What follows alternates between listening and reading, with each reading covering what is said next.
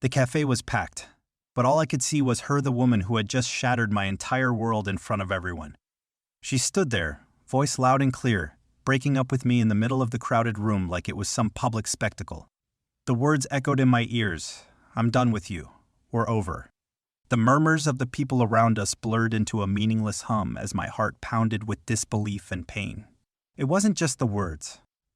It was the way she said them with a coldness I'd never seen before.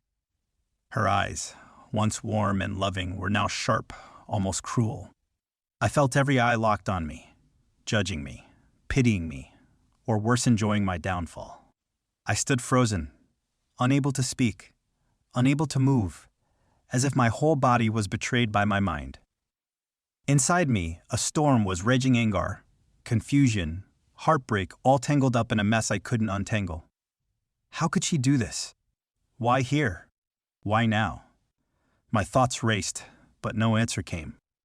Instead, the bitter taste of humiliation settled deep in my throat. The cafe's usual warmth felt like a trap. Every familiar corner suddenly looked hostile. Every friendly smile felt like a sneer aimed at me. I wanted to scream, to beg her to stop, to explain, but my voice was swallowed by the room. I realized then that this wasn't just a breakup. This was a public execution of everything we once had. I wanted to disappear, vanish from her world completely, from everyone's eyes. The fear of what came next gnawed at me. The silence after the storm, the empty calls, the unanswered messages, the cold distance that would follow. My hands shook as I turned away, forcing myself to walk out into the busy street, the city lights blurring through my tears. People passed by without a second glance, unaware that inside me, a part of me had just died. I was lost adrift in a sea of loneliness and questions I couldn't answer. And yet, beneath the pain, a tiny ember of something else flickered, something dangerous, a silent promise that this wasn't the end. That somehow, I would find a way to reclaim my life, to rewrite this story. But first, I had to vanish. Completely.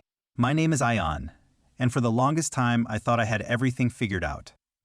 I'm in my late 20s, with a lean build and sharp features that most people say make me look confident, sometimes more than I actually feel inside. My dark eyes often give away the storm of thoughts that run through my mind, even when I try to keep a calm exterior.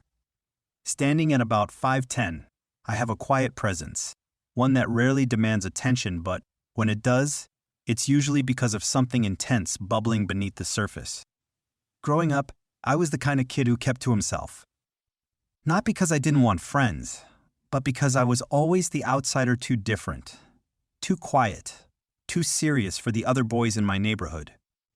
My family was middle class, neither struggling nor thriving. My parents were hardworking, traditional people who dreamed of a better future for me, pushing me towards a career and stability. I followed their path, studied hard, landed a decent job at a marketing firm, and built a life that looked good on the surface. But underneath, I was battling my own doubts and insecurities. I always believed that if I worked hard enough, if I gave enough, I would be enough. That belief drove me to love deeply, sometimes too much. Then there was Zara, the woman who changed everything. Zara was the complete opposite of me. She had a magnetic personality that pulled people in effortlessly, a smile that could light up the darkest room. She was petite, with wild chestnut curls that framed her face and eyes that sparkled with mischief. She was passionate, spontaneous, and fearless, everything I wasn't but secretly admired. She was an artist, with a soul that danced to a different rhythm and a heart that seemed too big for the world. When we met, it was like two worlds colliding. I was cautious and careful. She was free and wild. Somehow, we balanced each other. She made me laugh when I wanted to cry, and I gave her a steady anchor when she felt lost. Our relationship wasn't perfect, but I thought it was real, deep, true, and lasting. That was the past. Today, things are very different. The man who stood by her side during late-night talks, the one who wiped her tears and promised forever, is now a stranger to her. The laughter we shared has been replaced by silence, the warmth by coldness, and the promises by a public breakup that left me shattered. I still go to the same office, the same city, but everything feels hollow. The confident exterior I built is cracking, revealing the vulnerability beneath. I catch myself staring at my phone, hoping for a message that never comes. My friends tell me to move on, but they don't understand the weight of this loss, the betrayal of a love I thought was unbreakable. What keeps me going is my belief in resilience. Despite everything, I still believe people can change, that pain can heal, and that there is light beyond the darkness. I fear loneliness more than anything, yet I know I must face it alone to find myself again. My core values revolve around loyalty and honesty. I've always believed in standing by those I love, even when it's hard. I hate deceit, and that's why Zara's public breakup cut me so deeply. It wasn't just the end. It was a betrayal broadcast for all to see. My goals now are unclear. I want to understand what went wrong, but more than that, I want to reclaim my sense of self. To stop vanishing in the shadows of heartbreak and start living agony on my own terms. Supporting characters play a crucial role in this story.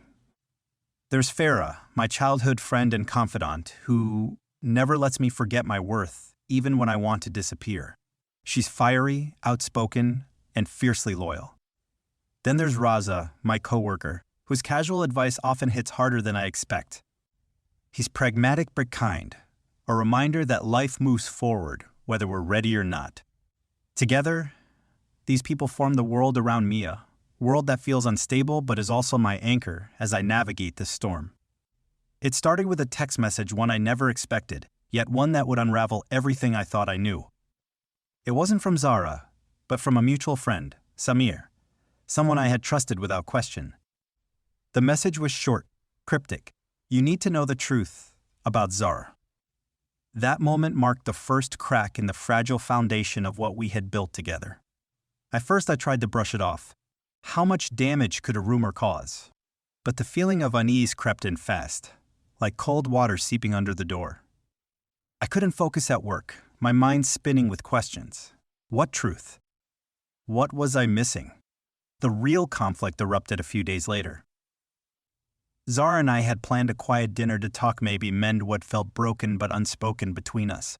But the night took a dark turn. Instead of warmth, I was met with icy distance. Then, in front of her friends at that gathering, she dropped the bombshell. Without warning, she accused me of betrayal, of lies, of not being the man she thought I was. Her voice was sharp, loud enough to silence the chatter around us. I was stunned, confused beyond words. What was happening? I tried to defend myself, to ask what she meant, but she cut me off. I can't do this anymore, Ayan. We're over.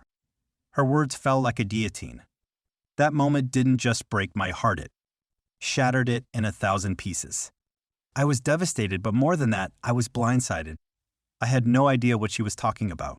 How could she accuse me of something so cruel without even explaining? And to do it publicly, humiliatingly in front of everyone? My reaction was a mix of anger and disbelief. My mind screamed for answers, but my heart felt like it was breaking silently. I wanted to shout, to demand the truth, but the shock had paralyzed me. I locked away that night feeling like I had lost not just Zara, but my entire world. This conflict wasn't just about a breakup, it was about trust being ripped apart. And I was left standing alone amidst the wreckage, desperate to piece together what had gone wrong. As the days passed, I learned more about the other players in this sudden storm.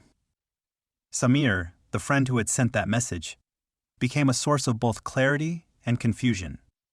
He hinted at things I didn't want to hear, whispers of Zara's unhappiness, secrets she'd kept hidden even from me. Was he trying to warn me or deepen the divide? His loyalties seemed tangled, and I didn't know whether to trust him. Then there was Zara's new confidant, Kamran, man I barely knew but who suddenly appeared everywhere she did. The subtle glances between them, the whispered conversations that all painted a picture I couldn't ignore. Kaman wasn't just a casual friend, he was a wedge driving us apart. Each discovery was a fresh wound. Every new detail deepened my confusion and pain. Why hadn't Zara told me any of this? Was our entire relationship a lie? Or had I just been blind to the cracks all along? The conflict escalated beyond just heartbreak. It was a battle for truth, for dignity, for the remnants of a love I wasn't ready to let go. As I navigated this turmoil, I realized the stakes were higher than I imagined. This wasn't just about Zara and me, it was about my identity, my pride, and my future. And so began my struggle, not just to understand what had happened, but to fight for a place in a world that suddenly felt alien and hostile. The days after the public breakup were a blur of restless nights and endless questions. My mind was a battlefield where hope and despair fought for dominance. Every time I closed my eyes, I saw Zara's face, her accusing gaze, the sharpness in her voice. Yet beneath the surface I still heard the echoes of our laughter, the softness of her smile, the warmth of her touch. How could those two realities exist at the same time? Inside, I was torn. Part of me wanted to reach out, to call her and demand answers. But another, louder voice whispered caution, warning me not to be the desperate man begging for crumbs of love. That voice reminded me of my pride, of the dignity I needed to hold on to, even when my heart was breaking. I wrestled with conflicting emotions: anger at her public humiliation, sadness for the loss of what we had, and confusion about the truth behind her sudden change. The pain was sharp and raw, but the uncertainty was what gnawed at me most. What secret had she been hiding? What lie had she been living? One night, my phone buzzed with a message that made my heart skip a text from an unknown number. "Meet me. There are things you don't know about Zara." The message was cryptic, mysterious, and it pulled me into a web of suspense I hadn't asked for. Who could it be? A friend? A stranger? Someone with a grudge? The possibilities spiraled in my head, each more troubling than the last. I debated ignoring it, but curiosity won. Maybe, just maybe, this was the key to understanding everything. The meeting was set for a quiet park bench late at night. When I arrived, a shadowy figure emerged, someone familiar yet unexpected. Raza, my coworker. His expression was serious, almost grim. "Look, Ayan, you deserve to know the truth," he said, lowering his voice. "Zara's been hiding something big, something that could change everything." I felt a surge of hope mixed with dread. What was this secret? And why had she kept me in the dark? Over the next few days, pieces of a hidden puzzle began to surface: half-truths, secret meetings, whispered phone calls. Each revelation was like pulling a thread that threatened to unravel the entire fabric of my life. Was Zara running from something? Or someone? Amid this whirlwind, I faced an impossible dilemma. Should I confront her with what I was discovering, risking further destruction? Or should I walk away, vanish from her world completely, and try to heal on my own? The suspense built with every unanswered question, every suspicious glance from people around me. I was caught in the storm where trust was shattered, and betrayal lurked in every shadow. And through it all, the hardest battle was within myself, between holding on and letting go, between fighting for a love that might be lost forever and saving what was left of my own heart.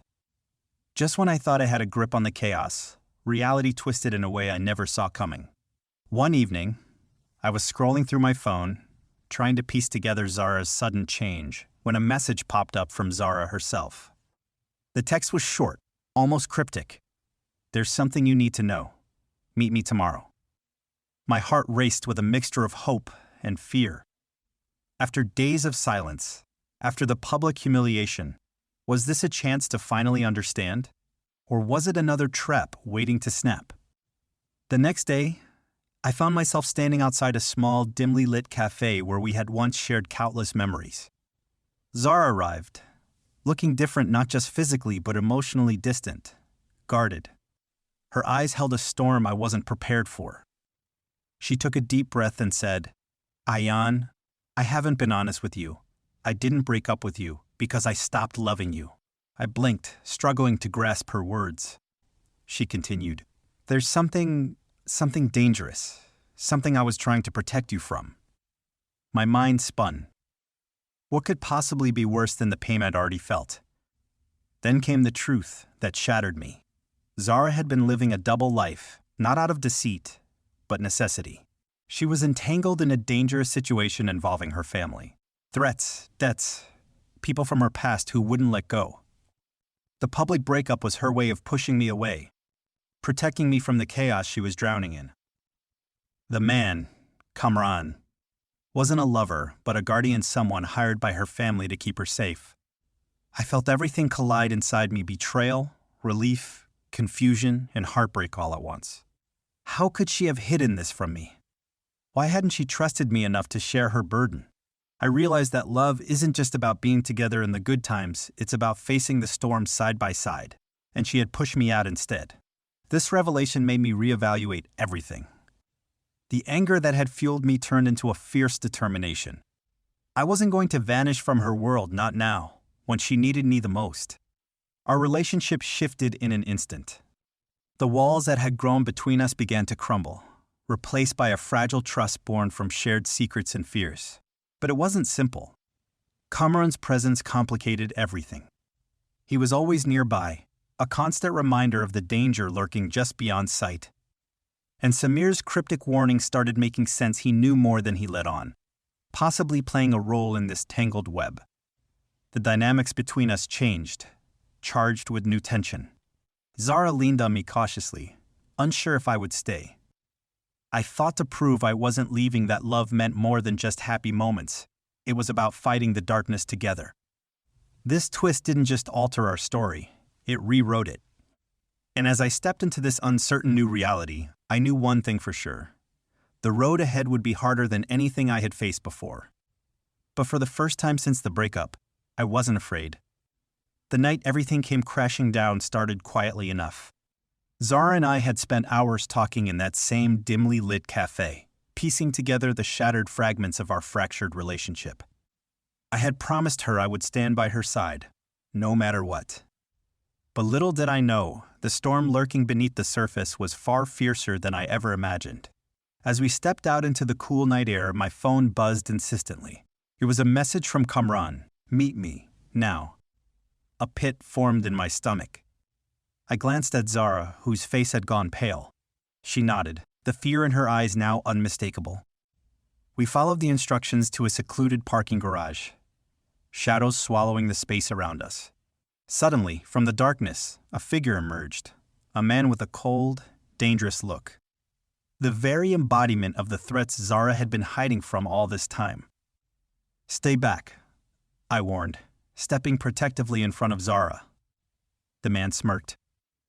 "You think you can protect her? You're just a fool." He revealed that he was connected to her family's enemies, people who wanted control, who had been hunting Zara for months. This confrontation was not just about me or Zara. It was a power struggle that threatened to engulf us both. In that tense moment, the choice became clear. Run away and save myself, or stand my ground and fight for Zara and our future. My heart screamed that love demanded courage, no matter the cost. I faced Zara, her trembling hand finding mine. "We face this together," I whispered, my voice steady despite the chaos. The enemy struck with ruthless force, but we fought back physically, emotionally, and mentally. Kamran arrived, proving his loyalty in action, not just words, and together, we thwarted the attack. But victory came at a price. Zara was hurt not just physically but emotionally, the scars of betrayal and secrecy laid bare. In the aftermath, we confronted the true source of the conflict, not just external threats but the walls we had built between us. Forgiveness became our battleground, trust the ultimate prize. The tension soared as Zara and I faced the hardest test yet, whether our love could survive the darkness that had nearly destroyed us. In the heat of raw emotion, we finally laid our souls bare, exposing fears and hopes long buried beneath anger and pain. "I never stopped loving you," Zara admitted, tears streaming down her face. "But I was terrified, afraid that if I told you everything, I'd lose you forever." I held her tightly.